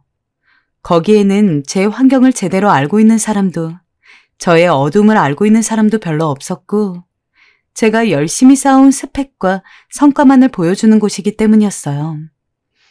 엄마에게 매번 회사 이야기를 하면서 얼마나 즐거워했는지 그때 생각을 하면 잠깐 눈물이 날 듯 그리워지네요. 왜냐하면 그 시기가 크게 길지 않았기 때문이에요. 이후 저에게 찾아왔던 시련은 처음으로 저라는 인간이 생으로 마주하는 한 관문 앞에서 너는 탈락이라고 말해주는 것 같더군요. 그것도 제가 장애도 아니고 우리 부모님이 장애라는 것 때문에 말이에요. 무려 회사조차도 그런 것으로 저에게 거리를 두지 않았는데 당시 제가 잠깐 만났던 남자와 그의 집안에서 이 부분을 용납하지 못했어요. 특히 시어머니가 되실 뻔한 분이 제게 그러더군요. 아가씨, 내가 귀머거리 있는 집안에 아들 장가 보내려고 이날 이때껏 열심히 키웠는지 알아요? 아가씨도 부모가 되면 다 이해하게 될 거야. 근데 난 말귀도 못 알아먹은 사람을 내 아들 장모로 세울 수는 없어요. 그러니 미안하지만 돌아가줘요. 이 결혼은 내 눈에 흙이 들어가도 절대 안 되니까. 이때 제가 받았던 상처는 저 혼자만을 아프게 하는 게 아니라 엄마가 한동안 알아누워서 제 얼굴도 못 볼 정도로 컸습니다. 엄마는 저에게 계속 미안하다고만 했는데 그 상황이 견딜 수 없어서 엄마에게 딱히 위로의 말도 못 건네고 저 역시 식음을 전폐하다시피 했어요. 결국 제가 참다 그 시어머니 될 뻔한 사람을 찾아가 한마디 해버렸어요. 저기요, 저도 한마디만 드릴게요. 저희 어머니 청각장애인이시지만 그 누구보다 열심히 삶을 살아오시고 절 아주 잘 키워내신 분이에요. 제 어머니에게 장애가 있다고 해서 왜 이런 취급을 받아야 하는지 절대 납득할 수가 없겠네요. 당신 같은 사람 때문에 장애인을 대하는 편견이 사라지지 않는 거예요. 아시겠어요? 그리고 저도 제가 어떻게 그런 행동을 할 수 있었는지 모르겠어요. 시어머니가 될 뻔한 여자에게 바로 찬물을 끼얹어 버렸거든요. 너 이 못된 기집애가 미쳤어? 어디 모자란 집안에서 온 기집애가?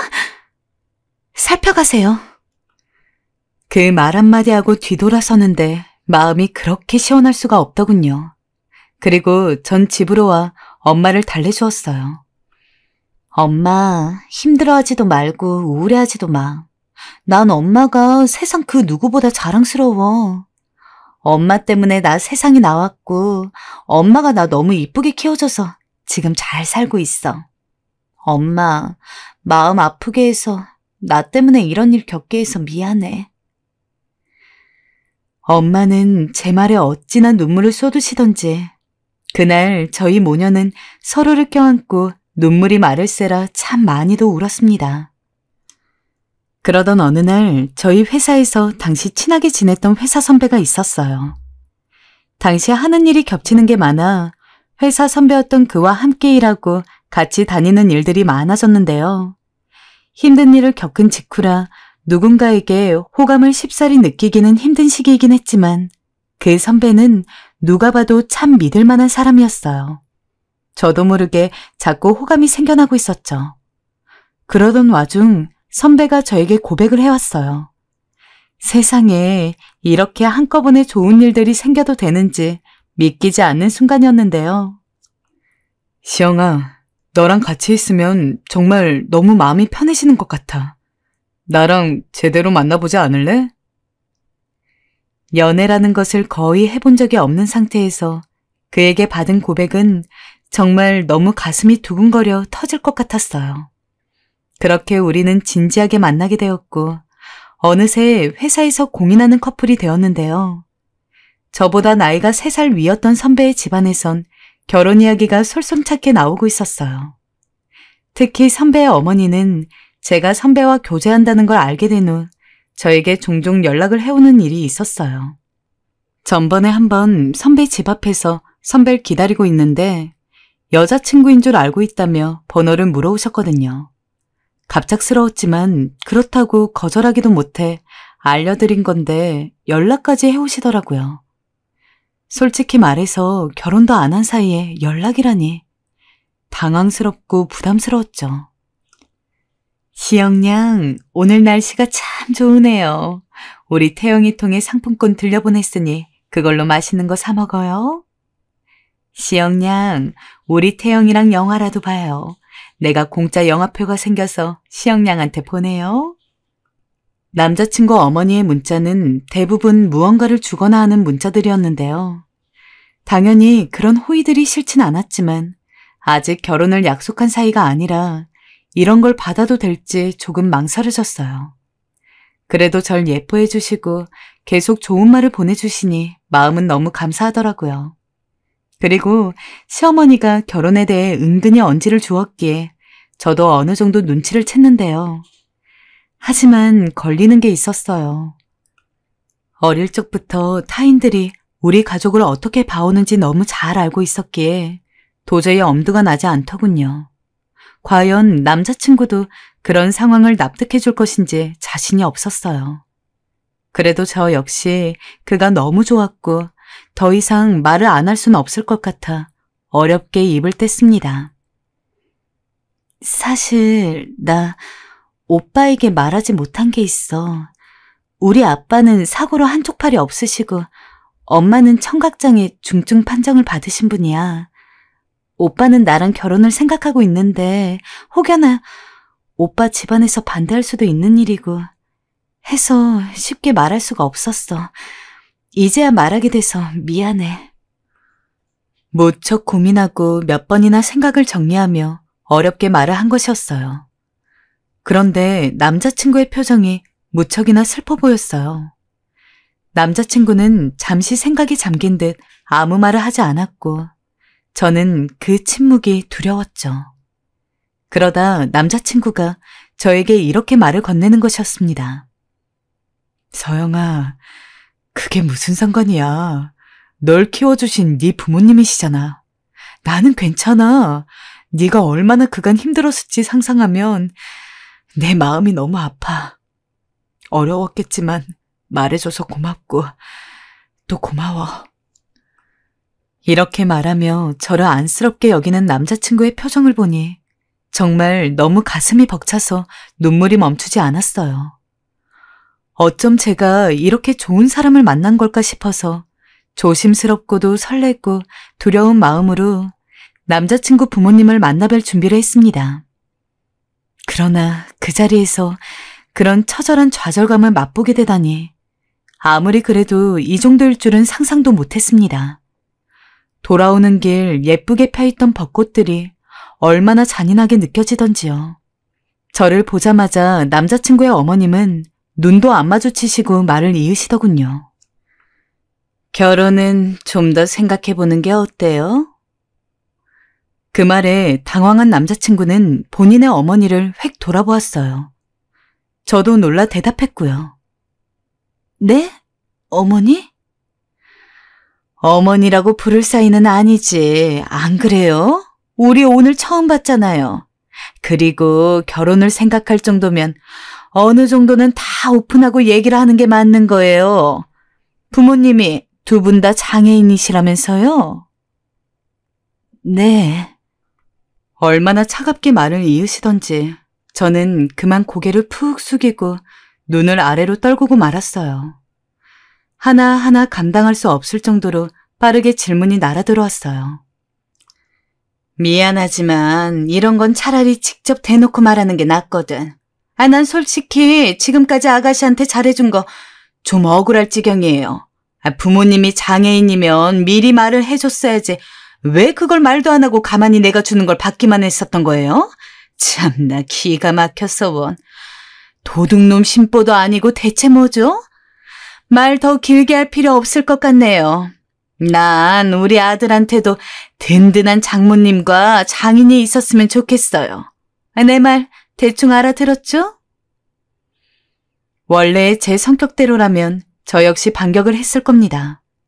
그런데 당시 저는 제 감정이 정확히 뭔지 알 수가 없었어요. 분한 건지 비참한 건지 무서운 건지 빨리 여기서 도망가고 싶은 건지를 말이에요. 저는 사들고 갔던 선물 세트를 그 자리에 놓고 그만 허겁지겁 빠른 걸음으로 나와버렸어요. 그 뒤를 남자친구가 쫓아나왔어요. 시영아, 시영아, 미안. 우리 엄마가 그런 분이 아닌데 미안해. 그런 분이 아니라고? 나한테 저렇게 말씀하시는데 그런 분이 아니야? 오빠, 미안한데 나 이 결혼 못할 것 같다. 더 상처받고 싶지 않아. 미안해. 이제 끝내자 우리. 남자친구에게 어떤 말을 들어도 귓속에 벌이 들어간 것처럼 온 머리가 왱왱 울렸고 저는 스스로가 너무 비참해서 그 자리에 있을 수 없었어요. 대답도 못하고 그대로 울음을 삼키며 쭉 도망치듯 나왔고 시간도 늦었기에 결국 집에 들어가게 되었어요. 울음으로 범벅이 되고 눈두덩이 벌게진 저를 보며 엄마가 너무 놀라서 먼저 한참 껴안고 몇 번이나 머리를 쓰다듬어 주었어요. 저를 위로할 때 엄마만의 방법이었는데 그날따라 그게 얼마나 서러웠는지 몰라요. 다음 날이 되어서야 엄마는 저에게 곤란한 얼굴로 상황을 물었어요. 엄마한테 말해봐. 응? 시영아. 엄마, 그게... 다시 생각해도 저는 그때의 순간이 너무 후회되어 가슴을 치게 되는데 그러지 말았어야 했어요. 너무 감정적으로 힘이 든 나머지 엄마에게 그 사실을 얘기하게 되어버렸죠. 당시 수어로 표현하기도 괴로워서 장문의 문자를 적어 보여줬는데 읽어 내려가는 엄마의 얼굴에서 조금씩 어두워지고 일그러졌거든요. 그 순간 저는 완전히 아이 같은 마음이 되어버려서 내 마음에 있는 짐을 모두 엄마한테 덜어버리자고 생각했어요. 그러면 언제나처럼 엄마는 나를 알아주겠지. 엄마가 다 괜찮겠다고 하고 아무렇지 않겠지 하고 생각을 했었는데요. 제가 한풀이 하듯 쓴 내용을 차근차근 읽어 내려가던 엄마의 얼굴이 끝으로 갈수록 말할 수 없는 절망의 색으로 뒤덮이는 것을 보았어요. 눈을 완전히 꽉 내려감고 울음을 참는 엄마를 보니 그제서야 내가 실수를 한 게 아닐까, 엄마에게 다 말하지 말았어야 했나 싶더군요. 엄마는 바로 화장실로 들어갔고 한참 동안 나오지 않았어요. 계속 끄끄거리며 울음을 참는 소리만 밖으로 조금씩 새어나올 뿐이었습니다. 그렇게 저는 참혹스러운 날을 보냈고 남자친구에게 이어서 문자 한 통이 왔지만 이미 저는 알 수 있었어요. 우리가 끝났단 것을요. 시영아, 많이 속상했지? 미안해. 근데 엄마가 너무 반대하셔서 우리 조금만 더 시간을 가져보자. 남자친구는 결국 부모님의 의견을 따를 것 같더군요.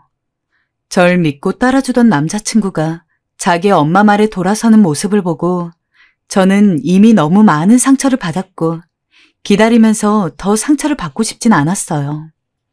그래서 정리를 하려던 차에 그 어머니로부터 다시 전화가 걸려왔습니다. 저기요, 잠깐 나올 수 있죠?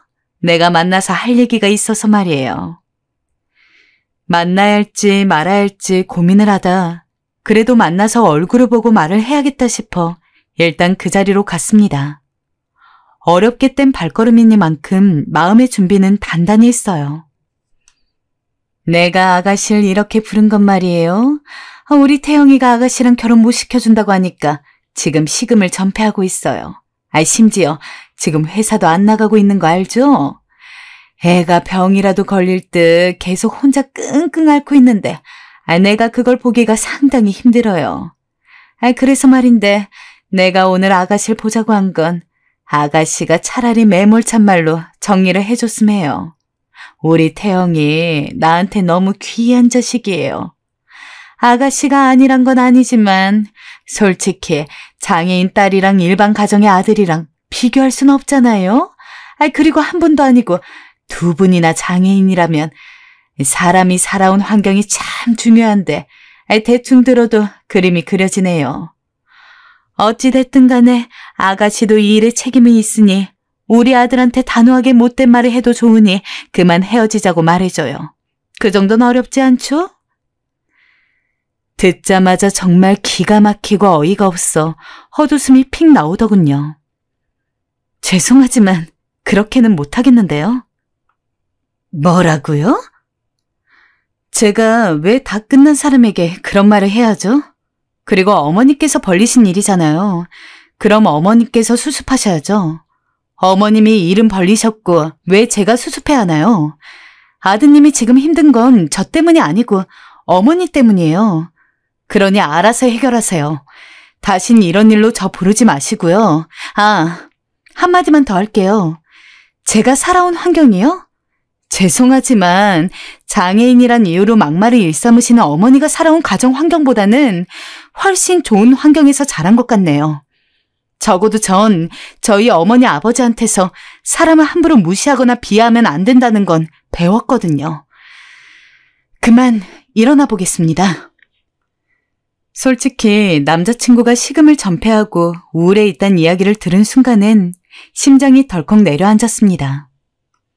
그냥 날 버린 줄로만 알았는데 혼자 말 못할 고통을 삼켜왔다는 점이 마음에 걸려 전화를 할까 말까 오랫동안 망설였어요.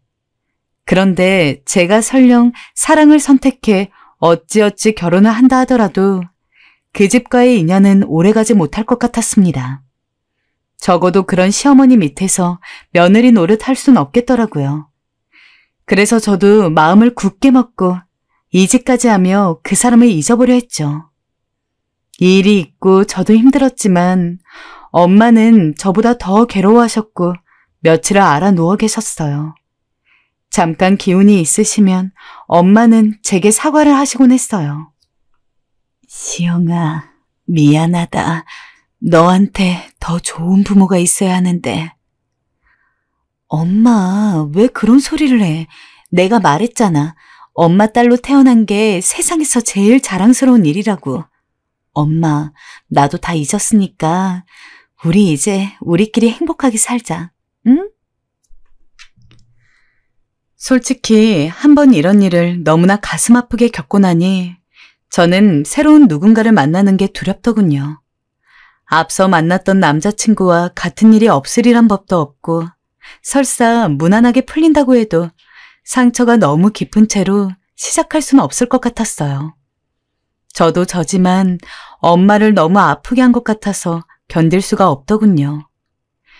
결국 저는 그때 일을 계기로 평생 결혼하지 않고 엄마 아빠를 모시면서 살아가리라 다짐하게 되었어요. 차라리 이쪽을 택하고 계획을 세우는 것이 더 빠르지 않을까 싶더군요.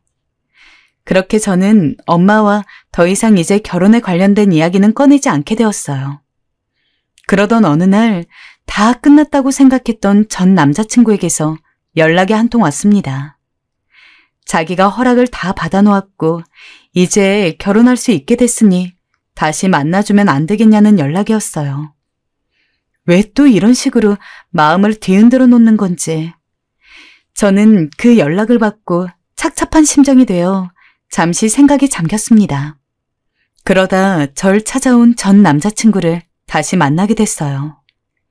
얘기를 오래 나눈 끝에 저희는 서로 헤어지는 게 맞다는 결론에 도달했어요. 그런데 전 남자친구가 헤어지기 전 저에게 이런 말을 했어요. 그 말이 아직도 가슴에 남는데요. 시영아, 너희 부모님 말이야. 정말 좋으신 분들이야. 다른 건 몰라도 난 그게 항상 부러웠어. 너의 어린 시절 얘기를 들으면 가슴이 아팠지만 네가 그 시절을 이겨내고 버텨내고 이렇게 건강하고 훌륭하게 자랄 수 있었던 건 너희 부모님이 내게 귀한 가르침을 주신 덕분인 것 같아. 시영아, 우리 인연은 여기까지지만 부모님 모시고 잘 살아. 전 남자친구의 그 말은 한동안 제 가슴을 막막하게 만들었습니다. 어찌됐던 사랑하던 사람과 헤어지고 그 상실감을 추스르느라 힘들었는데 이 만남으로 저는 조금 안정감을 갖게 되었어요. 그리고 일도 열심히 했어요. 다른 직장에서 무던히 수입을 올리다 보니 겨우 부모님께 조금씩 보탬이 되는 수준이 되었고 또 맛있는 것도 사드릴 수 있어 좋았어요. 지영아, 뭘 또 한 바구니를 사와. 홍시 요즘 비쌀 텐데. 비싸긴 딸이 돈 버는데 이깟 홍시 사는 게 뭐 어렵다고. 얼른 먹자. 그렇게 가족끼리 오순도순 살다 보니 엄마와 깊이 있게 보내지 못한 시간들을 메꿔보고 싶어서 문화센터도 등록하고 이것저것 준비를 했었는데요. 그마저도 제가 새로 다니던 직장에서 빠르게 적응을 하기 위해서 신경을 쓰다 보니 듬성듬성 놓치게 되어 많이 아쉬웠어요. 설상가상 제가 들어가자마자 직장에서 큰 프로젝트가 생기면서 야근이 이어지던 나날이었습니다.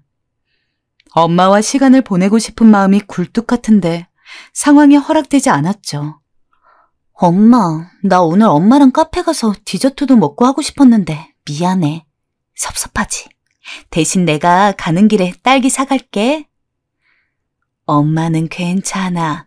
무거우니까 그냥 와. 엄마는 제가 저런 문자를 보내면 늘 괜찮다고 해주셨어요. 오히려 제가 집에 가면 일하느라 힘들지 않았냐면서 제가 좋아하는 김치찌개를 푸짐하게 끓여놓고 잠도 주무시지 않고 절 기다리곤 하셨죠. 하루의 끝에 엄마와 같이 먹는 김치찌개는 참 맛있었고 그 시간을 보내는 것 자체가 무척 행복했어요. 그러던 중 직장에서 큰일이 마무리되고 저도 큰맘 먹고 이제 겨우 즐겨보려던 차에 야속하게도 저는 믿을 수 없는 소식을 듣게 되었습니다. 제 귀로 듣고 믿을 수가 없어서 차라리 아무것도 못 들은 걸로 하고 싶었어요. 한창 엄마가 몸이 피곤하고 머리가 아프다는 내색을 몇 번 하셔서 아예 큰 병원으로 모셔가게 되었어요.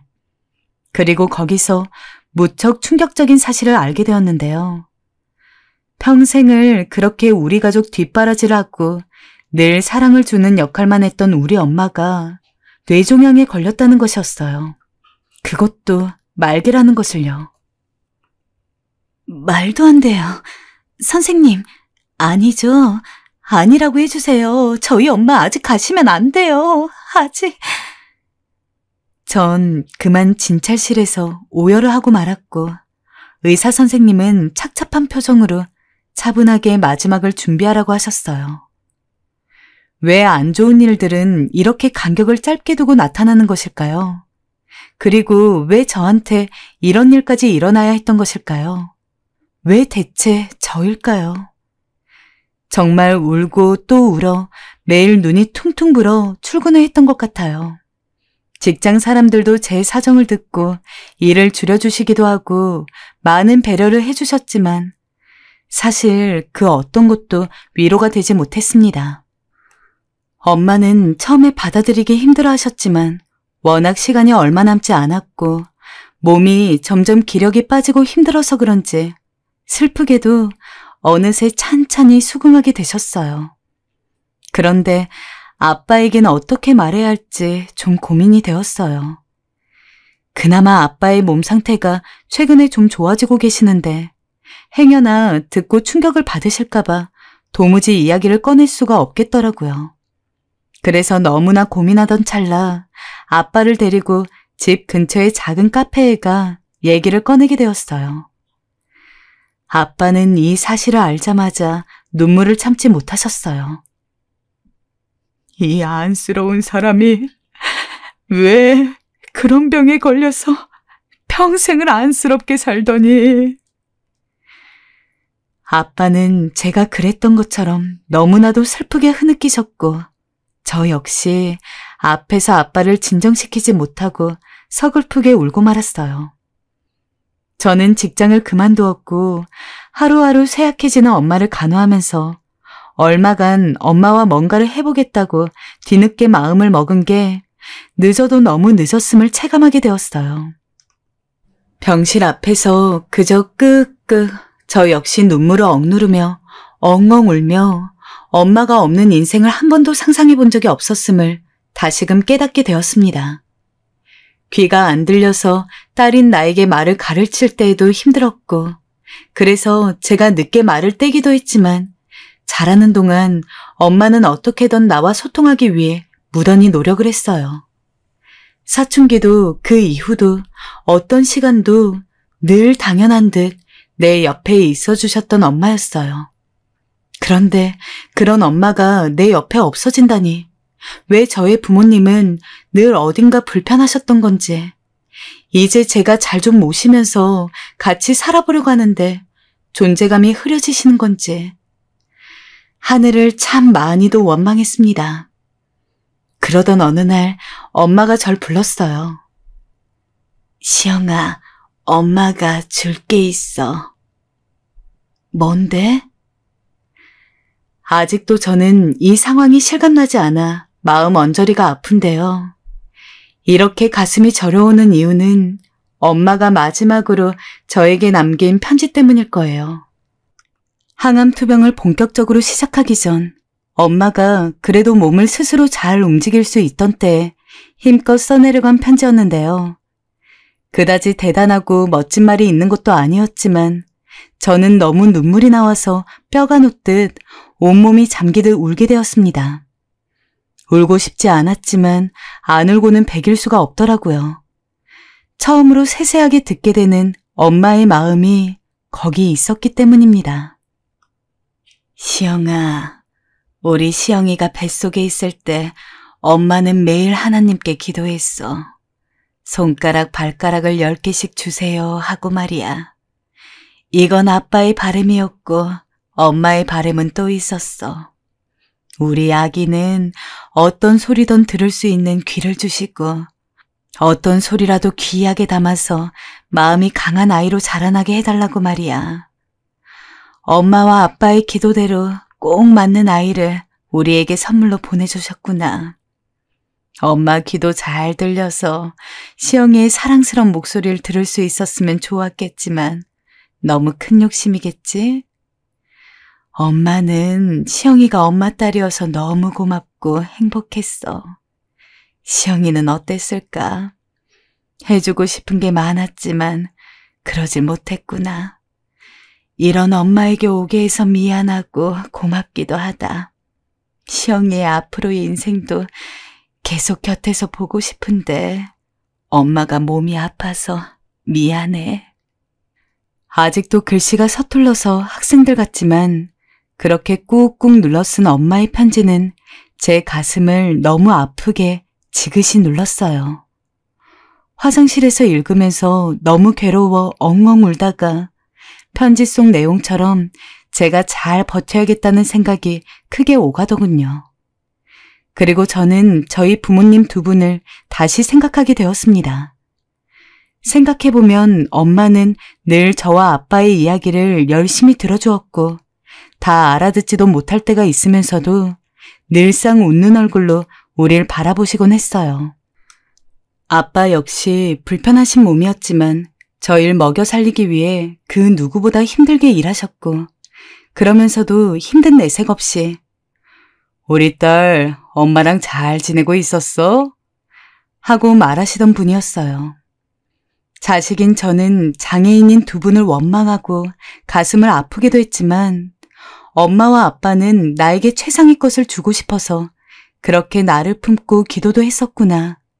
그대로 꼭 나왔다며 행복해했구나 하는 생각이 들면서 그 두 분의 사랑이 너무도 감사하게 느껴졌습니다. 제가 받았던 사랑은 여느 부모들의 사랑과 다를 게 없었고 비교하는 것조차 무의미했어요. 혹여나 더 컸을지도 모릅니다. 왜냐하면 이 땅엔 부모를 가지고도 사랑받지 못해 아파하는 아이들이 너무도 많으니까요. 그리고 그 아이들이 성인이 되어서도 여전히 결핍을 가진 채 살아가는 경우가 대다수이니까요. 엄마 없이 살아가게 될 딸이 걱정되었는지 엄마는 투병 중에도 누워서 저와 눈을 맞추려고 애쓰세요. 전에는 아주 힘겹게 입을 떼서 새삼스럽게 움직이는 모습을 몇 번 보이시더군요. 뭔가 말하려는 것 같길래 가까이서 얼굴을 마주하고 들여다봤더니 그 입모양을 보고 저는 온 얼굴을 가리고 주저앉아 버렸어요. 엄마 앞에서는 절대 울지 않겠다고 다짐했는데 왜 이렇게 엄마와의 날들은 매일매일 아프게 느껴지는 걸까요? 엄마가 입으로 힘겹게 내뱉은 말은 바로 사랑해, 시영아 였어요. 매번 어눌고 둔탁하게 들려왔던 엄마 특유의 말투인데 평소 잘 하지 않는 말을 억지로 입술에 익혀서 뱉으려고 노력하는 그 모습에 너무나 가슴이 미어졌습니다. 사력을 다해 눈을 맞추고 입으로 표현을 해보려는 엄마를 보면서 저는 엄마를 마주할 날이 정말 얼마 남지 않았다는 것을 실감합니다. 평생을 아빠와 나를 위해 열심히 살았던 우리 엄마. 그렇게 병상에 누워 힘들게 투병을 이어가면서도 자기 없이 살아갈 우리가 걱정되는지 쉽게 삶을 못 놓는 게 느껴지고 있어요. 엄마에 대한 사랑을 저는 어떻게 표현하면 좋을까요? 시간이 얼마 남지 않았다는 것을 이렇게 다시금 되새기는 자체가 괴롭지만 하루하루 엄마와 함께하는 날들이 너무 애달프게 느껴지는 오늘이에요. 부디 저희 엄마께서 평안히 떠나실 수 있도록, 그리고 만약 허락된다면 저희 엄마와 할 수 있는 날이 하루라도 늘어나길 간절히 기도합니다. 지금까지 사연 들어주시는 여러분들 너무 감사하고요. 여러분들에게도 모두 엄마라는 존재가 있으실 거예요. 부디 어머니가 살아계실 적 건강하게 있으실 때 사랑한다는 말 마음으로 몸으로 표현해 주시길 바랄게요. 또 부모님들 건강 잘 챙겨드리시고요. 여러분의 가정엔 평안만이 가득하시길 바라면서 이만 줄이겠습니다. 엄마, 아빠 많이 많이 사랑합니다.